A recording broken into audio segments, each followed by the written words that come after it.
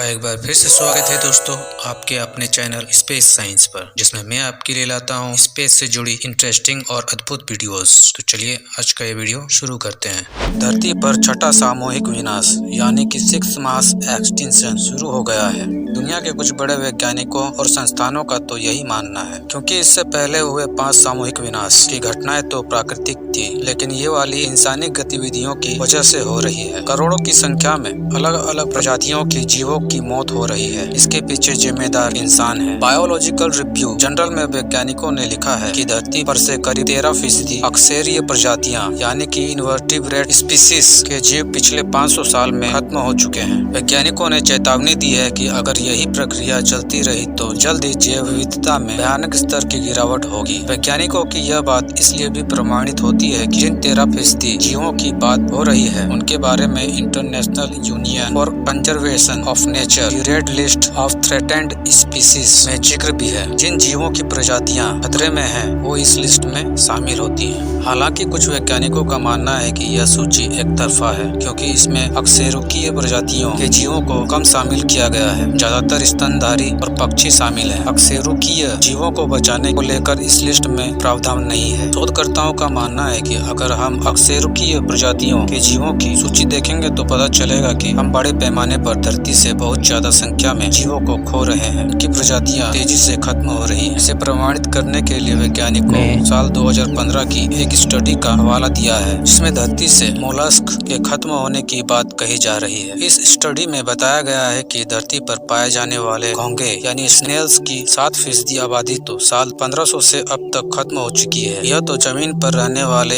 एक अकशेरुकीय प्रजाति का जीव है। समुद्र में यह दर बहुत ज्यादा है। जमीन और समुद्र मिलाकर देखा जाए तो इस प्रजाति के 7.5 से 13% जीव खत्म हो चुके हैं, यानी करीब 20 लाख वो मोलस्क जिनके बारे में वैज्ञानिकों को पता था या है।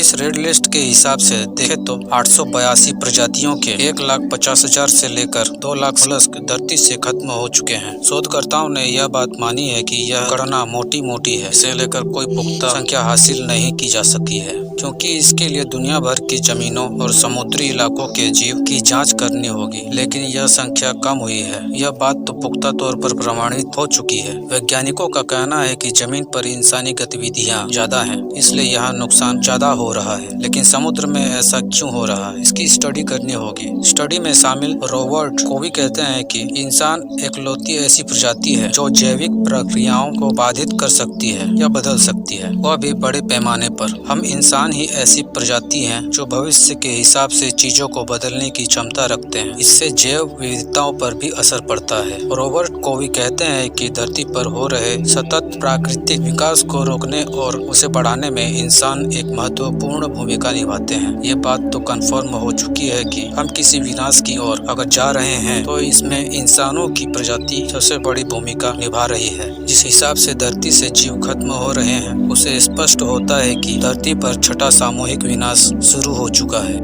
तो अभी के लिए इतना ही दोस्तों, मिलते हैं अगले नए इंटरेस्टिंग वीडियो के साथ। तब तक के लिए अपना ख्याल रखिए। बाय बाय, जय हिंद।